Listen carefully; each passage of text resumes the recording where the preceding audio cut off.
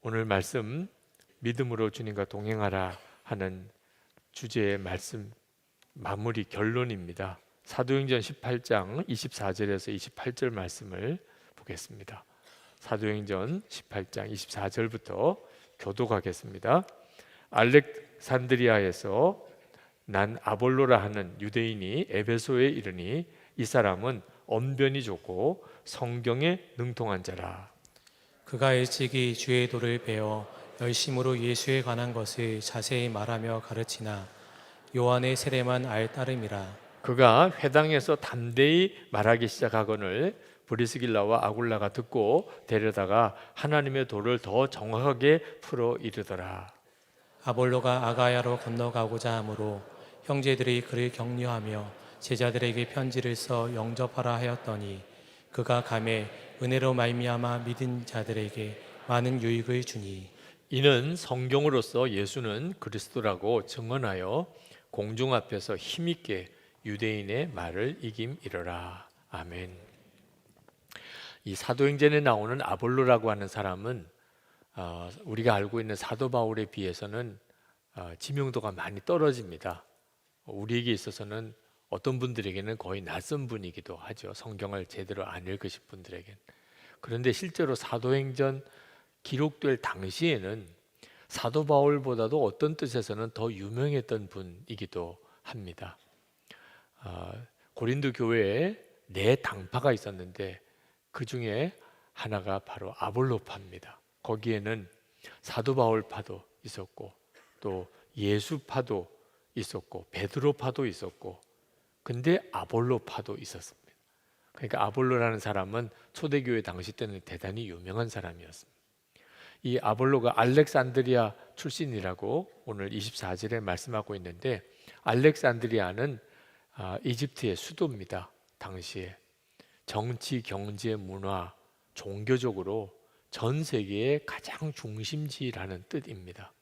거기 유대인들이 많이 가서 살았는데 그래서 구약 성경 중에 70인역 성경이 주전 3세기에 헬라역으로 그렇게 만들어지기도 했습니다.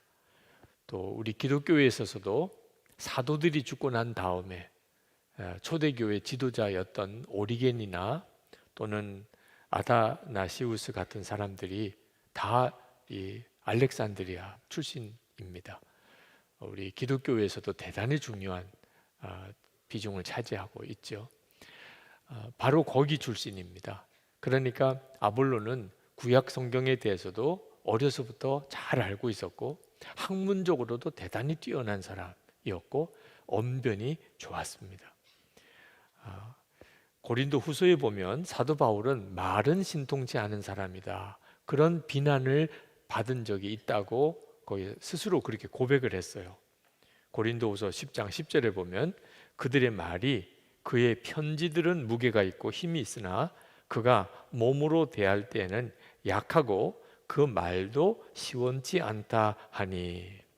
사도 바울은 편지를 쓴 것, 우리가 읽고 있는 이 사도 바울의 서신인 성경들은 다 힘이 있고 은혜가 강한데 실제로 만나보면 사람이 너무 병약하고 그리고 말도 시원치 않다. 그런 평을 하면서 사도 바울을 악평하는 사람들이 있었다는. 그만큼 사도 바울은 말주변이 별로 없는 사람이었던 것 같습니다. 저도 아마 그런 유형에 들어가는 모양입니다. 근데 아볼로는 그에 비해서 대단히 언변이 좋은 사람이에요. 수사하게 능하고 웅변가였고 요즘으로 말하면 아주 유명한 방송인과도 같은 사람, 인기인이죠. 그때 당시에. 그래서 공개 토론을 할 때 상대방을 논리로 그리고 학식으로 그 사람들을 능히 이기는 아주 대단히 유명한 사람이었습니다. 그랬던 이 아볼로이지만 처음에는 그도 예수 그리스도에 대한 복음을 정확히 알지 못하는 사람이었습니다. 25절에 보면 이 아볼로에 대해서 말하기를 예수님을 그가 처음부터 알고는 있었지만 그렇지만 요한의 세례만 알 따름이라. 이 그가 일찍이 주의 도를 배워 열심으로 예수에 관한 것을 자세히 말하며 가르치나 요한의 세례만 알따름이라 그랬습니다. 이 요한의 세례가 뭐냐면 세례 요한의 세례를 말하는데, 세례 요한은 그가 한 중요한 사역이 이스라엘 백성들에게 죄를 회개하고 그리고 다시는 죄를 짓지 않는, 죄에서 완전히 떠나는 삶을 아주 통렬하게 외치면서 그렇게 하겠다고 결단한 사람에게 세례를 베푸는 사역을 했습니다. 그러니까 요한의 세례는 죄에 대한 회개와 삶의 변화, 그리고 그것의 증거로 세례를 받는 거죠. 그러니까 아볼로가 요한의 세례만 알았다고 하는 걸 보면 아볼로의 메시지의 핵심도 죄에 대한 회개를 촉구하는 것이었다고 그렇게 생각이 듭니다. 예수님의 십자가의 복음의 굉장히 중요한 몫이 바로 이 일입니다. 예수님의 십자가의 복음도 우리의 죄를 진정으로 회개하면, 그리고 예수님을 믿으면 모든 죄가 사함을 받는 속죄의 복음입니다. 이것은 예수님의 십자가의 복음의 매우 중요한 몫입니다. 우리가 좀 전에 보혈 찬송을 불렀는데 그 보혈 찬송의 가장 중요한 메시지가 바로 이 속죄의 은혜입니다. 죄를 회개하는 자들은 예수님의 십자가의 은혜로 모든 죄가 사함을 받는다는 거죠. 그러니까 아볼로는 이 설교를 정말 뜨겁게 했던 것 같고 상당히 영향력이 있었고 은혜가 되었던 것 같습니다. 근데 브리스길라와 아굴라가 에베소에서 이 아볼로 설교를 처음 듣게 됐는데 그 회개와 속죄의 복음을 전하는 메시지는 참 은혜가 되긴 하지만 아쉬움이 있는 거예요. 뭔지 모르게 아볼로의 설교에 빠져 있는 것이 있다는 걸 느꼈습니다. 그래서 설교가 다 끝나고 개인적으로 아볼로를 초청해서, 그리고 아마 식사 대접을 하면서였는지 하나님의 도에 대해서 자세하게 아볼로에게 가르쳤다고 그렇게 말씀하고 있습니다.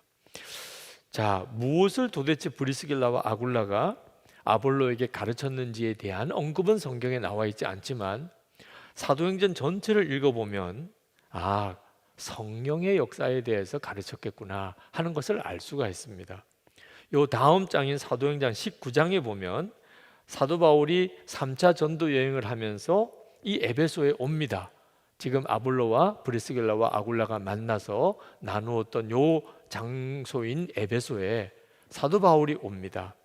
그리고 거기에 예수를 믿는 사람들이 있는 걸 알았어요. 아볼로 같은 사람이 설교를 한 걸 듣고 예수를 믿는 거죠. 그래서 예수 믿는 사람이 있었어요.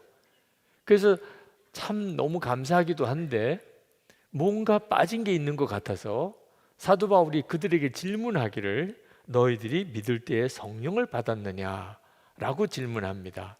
그랬더니 그들이 대답하기를 아니다, 우리는 성령이 있음도 듣지 못하였노라. 그랬던 기록이 바로 그 다음 장에 나옵니다. 그러니까 이 아볼로에게 있어서 결정적으로 빠진 것이 뭐냐면 우리가 진정으로 회개하고 예수님이 우리 죄를 위해 십자가에 죽으신 것을 정말 믿으면 우리 모든 죄가 사함을 받는다, 이 십자가의 복음을 전하긴 했는데 성령의 역사에 대해서는 너무 모르고 있었다는 거죠. 그것을 아볼로에게 자세하게 가르치게 되고 아볼로가 그로 인해서 온전한 복음을 알게 되는 역사가 오늘 우리가 읽은 본문의 내용입니다. 참 안타깝게도 예수를 믿지만 실제로는 온전한 복음을 알지 못하고 예수를 믿는 이들이 참 많이 있습니다. 대부분 많은 그리스도인들이 예수를 믿는 것을 그저 속죄함을 받는 데만 초점을 둡니다. 예수 믿으면 모든 죄가 사함을 받는다. 그리고 나중에 하나님 앞에 가면 그러면 심판받지 않고 구원을 받는다. 이렇게 연결시켜 버리고 맙니다.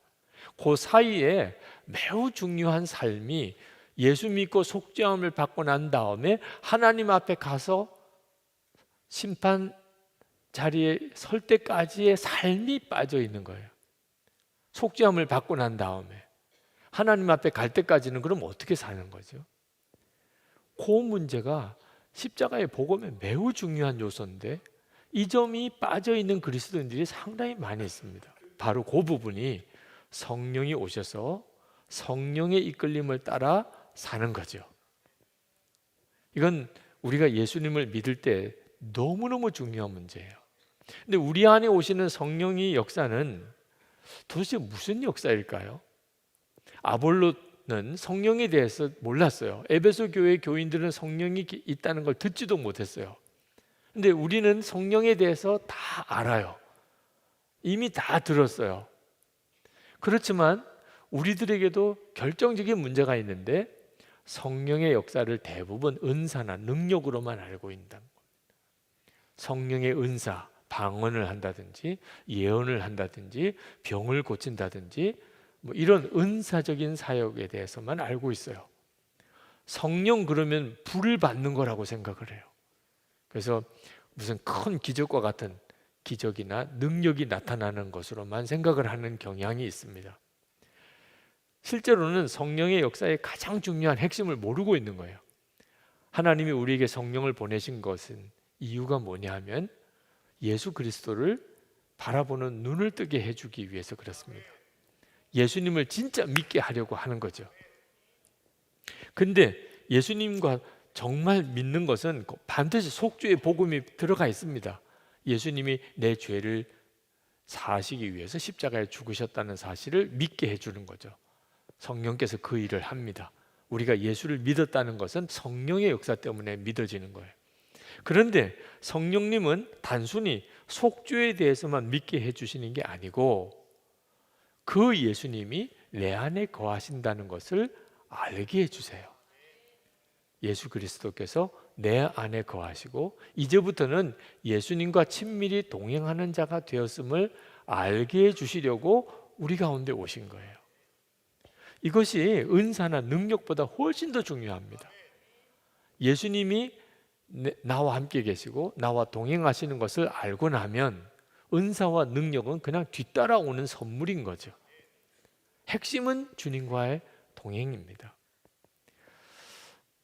성령께서 그 일을 우리 가운데 이루어 주시는 것, 이 점에 대해서 눈이 뜨이는 일이 우리의 신앙생활의 모든 것을 바꿉니다. 예수님은 재림해 오시는 주님이십니다. 그런데 재림해 오실 뿐만 아니고 이미 우리 마음에, 믿는 성도들의 마음에 이미 임하셨습니다. 이 사실을 정확히 알아야 합니다. 많은 그리스도인들이 예수님을 믿되 2000년 전에 오신 주님, 그리고 재림하실 주님, 그렇게만 알고 있습니다.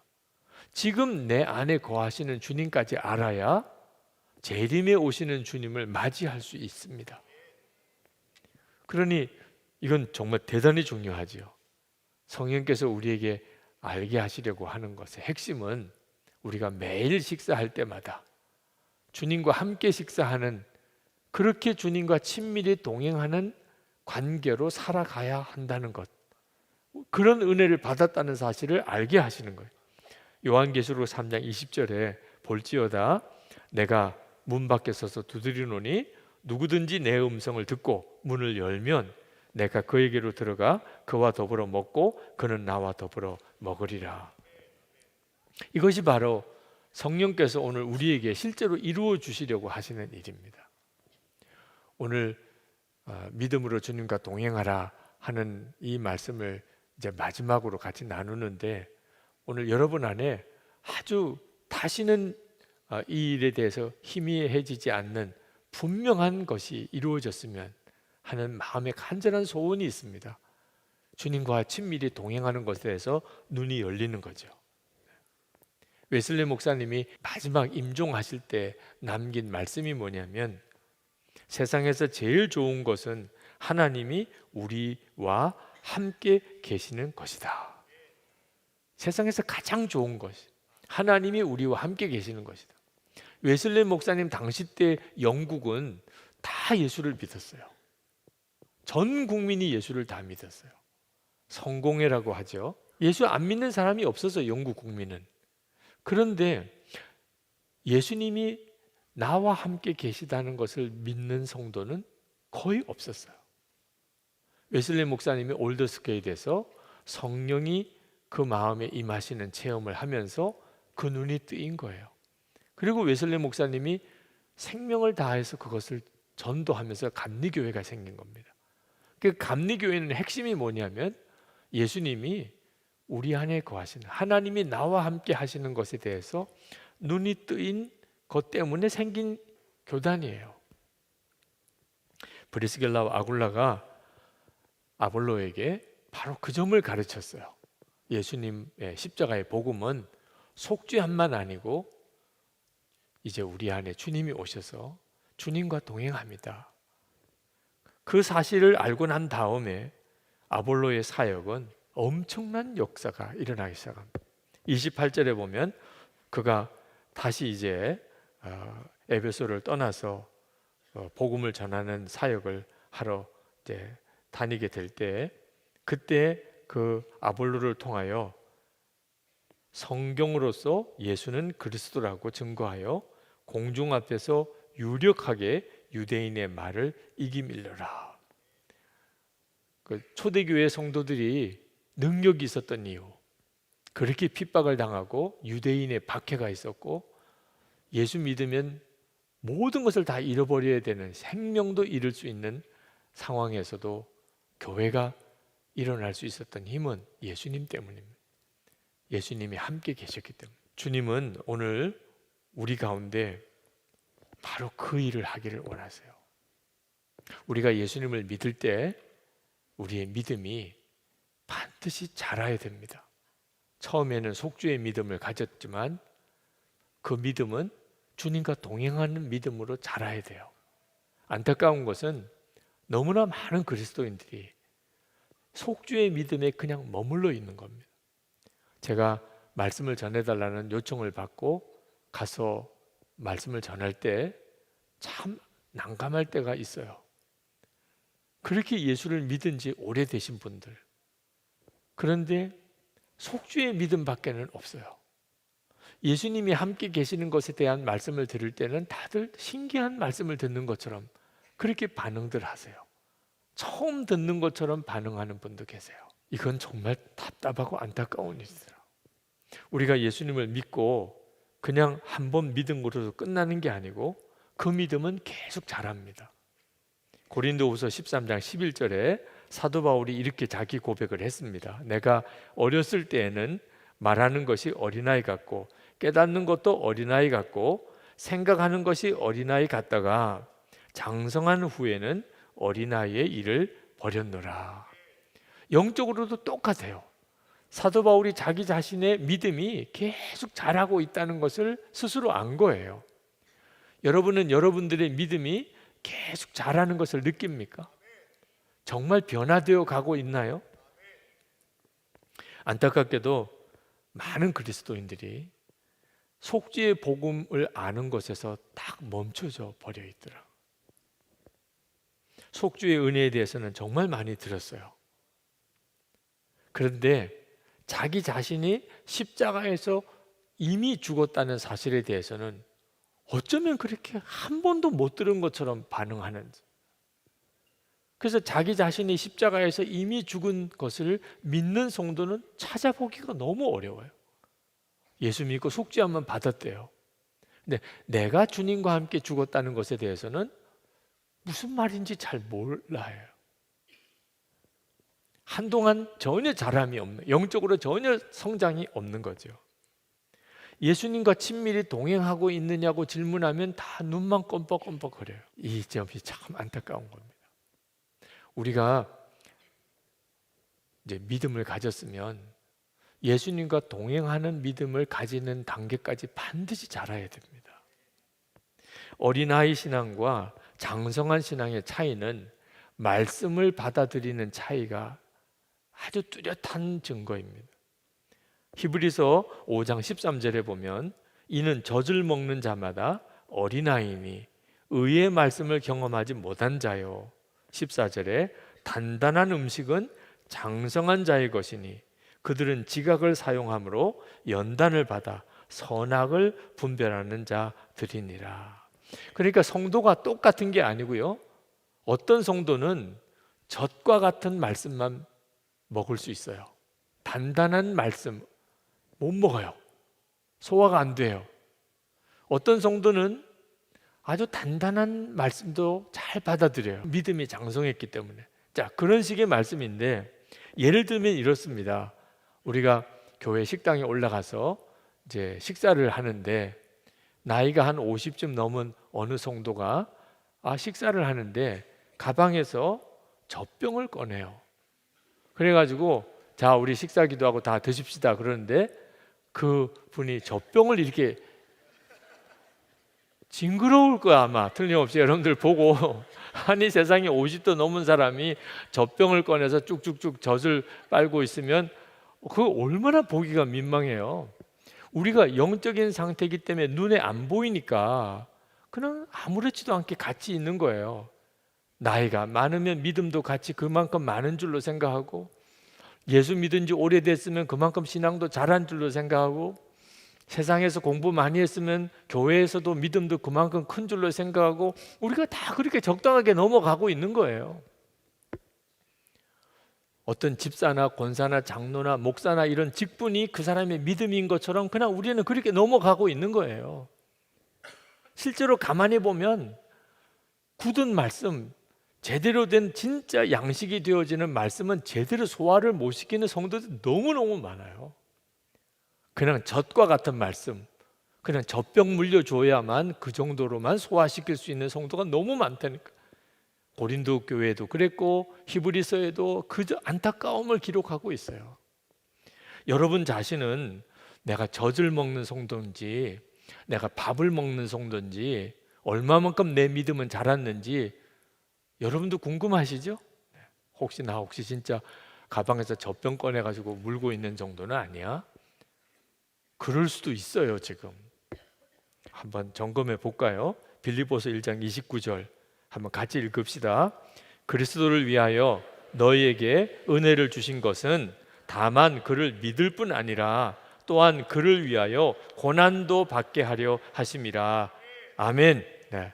자, 우리에게 하나님이 은혜 주신 것은 그저 예수님을 믿을 뿐만 아니고, 여기 믿을 뿐만이라는 것은 속죄의 은혜를 받은 기쁨과 감사예요. 예수 믿고 죄사함 받고 하나님 자녀 되고 그런 은혜가 참 너무 감사하죠. 그런데 그것뿐 아니라 예수님을 위해서 고난도 받게 하려 하심이라.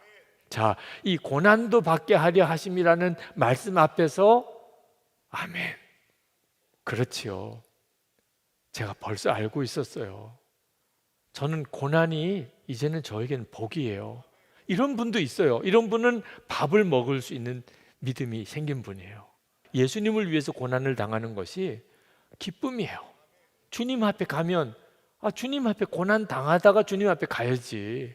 편안하게 살려고만 하다가 주님 앞에 가면 어떻게 주님 앞에 설 수 있겠어? 이런 생각이 되시는 분은 믿음이 그만큼 자란 거죠. 근데 고난도 받게 하려 하심이라. 못 본 걸로 하겠습니다. 이렇게 넘어가시는 거예요.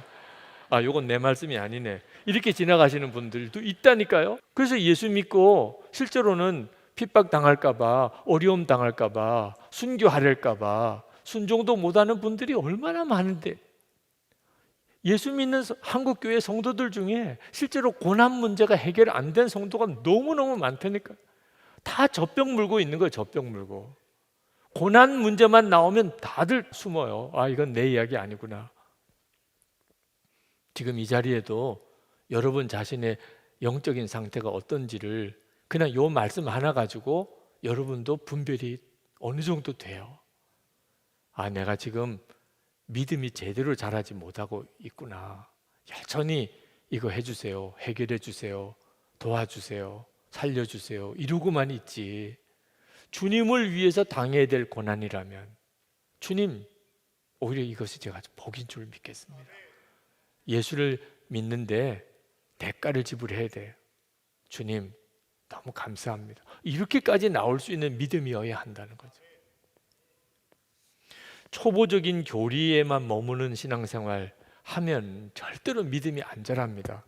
히브리서 6장 1절에 보면 1절 2절에 보면 그러므로 우리가 그리스도의 도의 초보를 버리고 죽은 행실을 회개함과 하나님께 대한 신앙과 세례들과 안수와 죽은 자의 부활과 영원한 심판에 대한 교훈의 털을 다시 닦지 말고 완전한 대로 나아갈지니라. 자, 이 말씀을 잘 여러분 보셔야 되는데, 예수를 믿고 난 다음에 안타깝게도 많은 그리스도인들이 죄사함 받고 세례 받고 안수 받고 능력 받고 죽은 다음에 영생을 얻는 그런 정도의 교리 범위에서만 계속 머물러 있어요. 예수 믿고 내가 아는 내용이 거의 요 정도 범위에서만 있어요. 그럼 뭐가 더 있나요, 여기에? 여기에 뭐가 더 있는 거죠? 주님과 동행함이 있는 겁니다.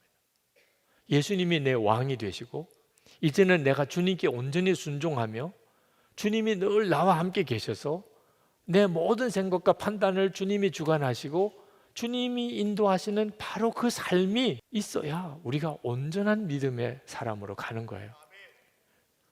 근데 안타까운 것이 이 문제가 빠져 있는 겁니다. 한국 교회의 심각한 문제예요. 속죄에 대해서도 알아요. 세례도 받았어요. 안수도 받아서 사명도 감당해요. 그리고 능력도 경험도 했고 죽은 다음에 영생에 대한 믿음도 있어요. 근데 주님과 동행하십니까? 이렇게 물어보면 마치 처음 들어본 말씀처럼 당황해해요. 주님과 동행한다니요. 주님과 동행하지 않으면 그러면 눈이 열리지 않는 것들이 어떤 것들이 있느냐 하면 자기가 착한 사람이라고 생각해요. 여러분이 스스로 생각할 때 나는 참 착하구나. 나만한 사람 있으면 나와보라 그래. 그렇게 생각되시는 분들이 있으실 거예요. 의외로 많습니다. 아닌 것처럼 이야기해도 속으로는 내가 다른 사람보다 못한 게 뭐 있어 이렇게 생각. 그런데 주님을 만나는 딱 순간에는 성경에 그런 부분들이 나와요. 요한계시록에도 요한이 예수님을 만납니다. 그때 죽은 사람처럼 엎드려져요. 감당할 수가 없어요. 주님의 영광 앞에서. 그러니까 주님과 동행하는 사람의 특징은요, 나 자신이 가장 부족한 사람이구나. 내가 가장 죄인이구나. 옆 사람도 죄인이에요. 보지는 마세요. 네. 안 봐도 틀림없어요. 네. 죄인 아닌 사람이 없어요. 다 겉으로는 이뻐 보여도 한성질 하는 사람, 네. 겉으로는 아주 착한 사람처럼 보여도 고집 대단한 사람. 네. 우리가 다 그런 육신적인 본성을 다 가지고 있어요. 그런데 나보다는 나아요. 주님을 만난 사람은 그 점이 깨달아져요. 나보다는 나아요. 나보다. 근데 주님을 만나지 못한 사람은요, 세상에 이렇게 나쁜 사람들이 많아? 마음에 드는 사람 한 사람도 없네? 이 교회는 좀 좋은 교회인가 하고 왔더니 맨 흉악한 사람들 뿐이네? 이렇게 되는 거예요. 주님을 바라보지 않고 사람을 바라보면 그러면 다 그렇게 반응하게 돼요. 예수님을 믿는다고 하면서도 주님과 동행하지 않는 사람은 실제적으로는 염려와 근심이 많아요. 계속 염려하고 근심하고 두려워해요. 근데 주님의 임재를 깨닫고 주님과 동행하게 되면요, 그렇게 행복한 사람이에요. 다른 사람이 보면 이해가 안 될 정도예요. 아니, 당신이 왜 그렇게 행복합니까? 주님이 기쁨이에요. 주님이 기쁨이라니까. 주님이 평안이고. 그러니까 나같이 행복한 사람이 또 어디 있냐, 이런 고백을 하고 살아요. 예수님 한 분이면 진짜 충분하니까. 예수님을 믿는다고 하면서도 주님과 동행하지 못하는 사람은 고난이 복인 것을 도무지 알 수가 없어요. 많은 성도들이 예수를 믿으면서도 여전히 죄의 종노릇하고 살아요. 은밀한 죄가 있어요.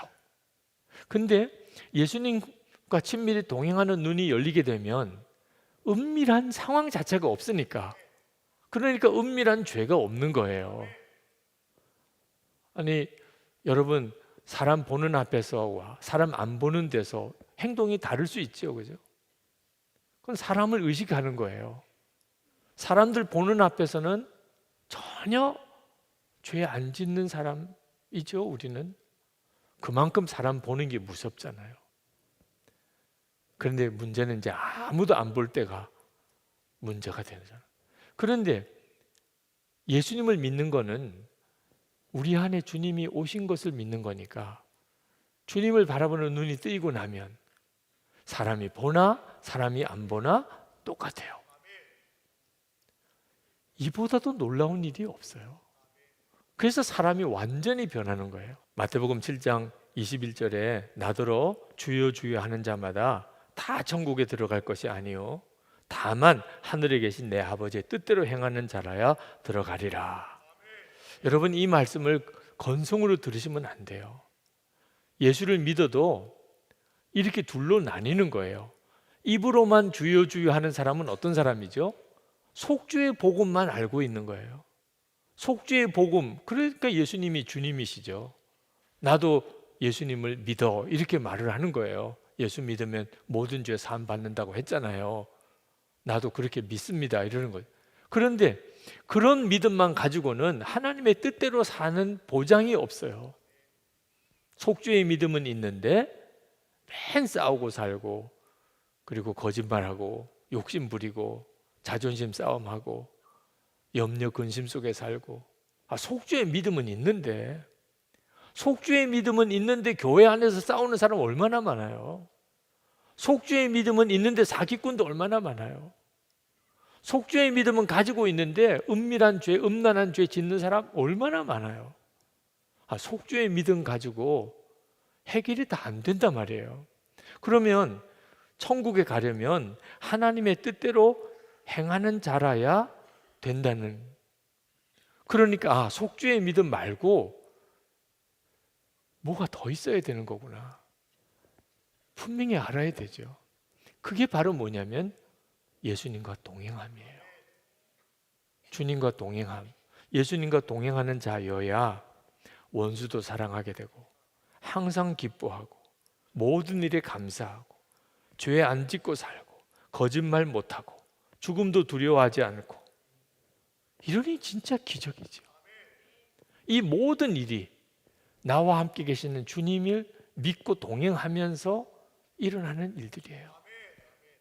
그러니까 여러분의 믿음이 주님과 동행하는 믿음으로까지 성장해야 하는 겁니다. 최근에 두 분 다, 남편 목사님, 아내 목사님 두 분 다 목사님이신데 미얀마에 선교하시던 목사님 부부가 계셨는데 남편 목사님이 세상을 떠나셨어요. 먼저 그 아내 되시는 목사님이 예수 동행 세미나에 참석을 하셨습니다. 제가 장례 때 가 뵙지를 못해서 너무 미안해서 인사를 드렸더니 세미나에 다 끝나고 난 다음에 부탁을 하나 하시더라고요. 책을 하나 쓰시게 됐는데 추천사를 목사님이 좀 써주시면 좋겠습니다. 그렇게 하시죠. 그래서 이제 원고를 보내달라고 그랬더니 원고를 보내주셨어요. 제가 그 원고를 쭉 읽어보는데 그 남편 목사님이 세상 떠나실 때 그 이야기를 쭉 쓰셨더라고요. 굉장히 감동이 되더라고요. 야, 참 귀한 분이셨구나. 그냥 속주의 믿음으로는 그렇게 할 수가 없어요. 죽음이 눈앞에 실제로 왔을 때 그때 어떻게 죽음을 내가 대할 수 있을까? 뚜렷이 갈라집니다. 주님과 늘 동행했던 사람과 그냥 속주의 믿음만 가지고 살았던 사람은 실제로 죽는다는 상황이 딱 현실이 되었을 때 반응이 완전히 달라요. 그 남편 목사님이 어떤 분이었는지는 지금 다 설명을 드리기는 어렵지만 이런 구절이 있어요. 호스피스 병원에 누워 남편은 자신이 먼저 하나님을 만나러 간다고 자랑을 했다.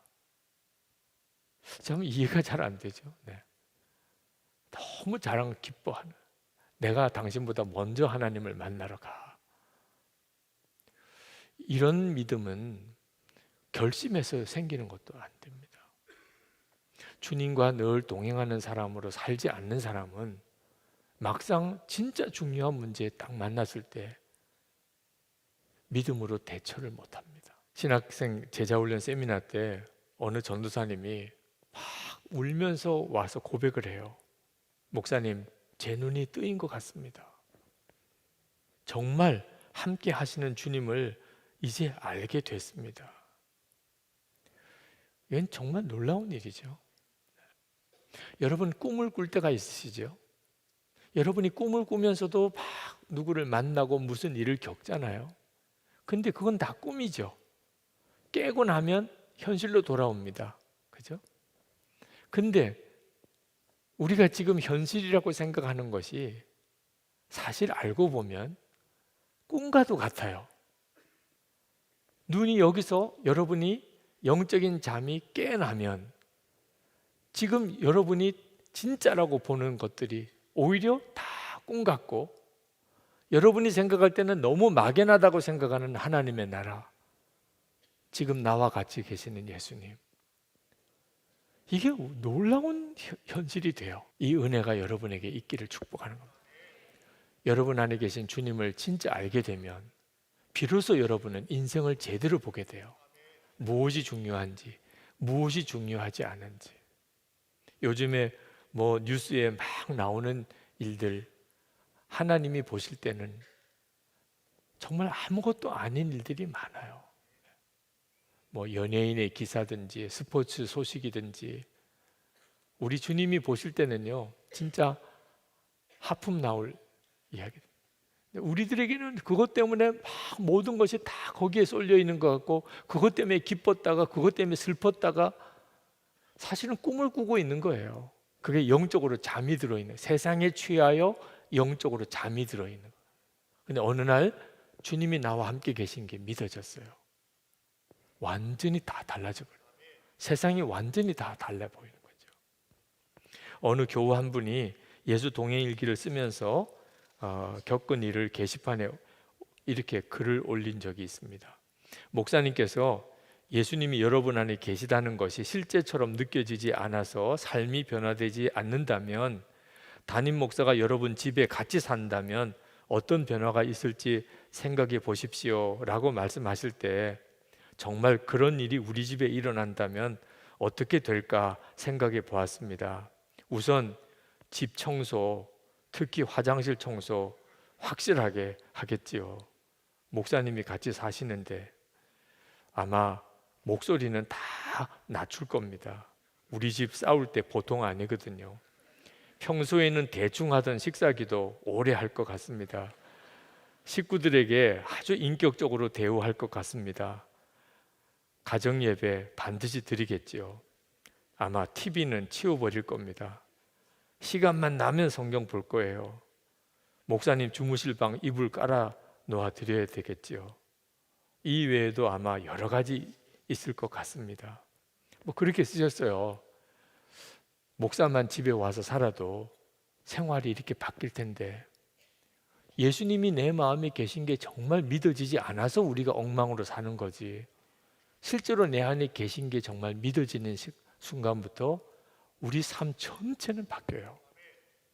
예수 동행일기에 대해서 나가서 이렇게 말씀을 전하면 아주 반응이 뜨겁습니다. 그만큼 주님에 대한 열망이 있으신 것 같아요. 그런데 예수 동행일기를 쓴다고 생활이 다 바뀌나? 그렇지는 않습니다. 그렇게 생각하시는 분들은 실망하시는 분들도 있으시더라고요.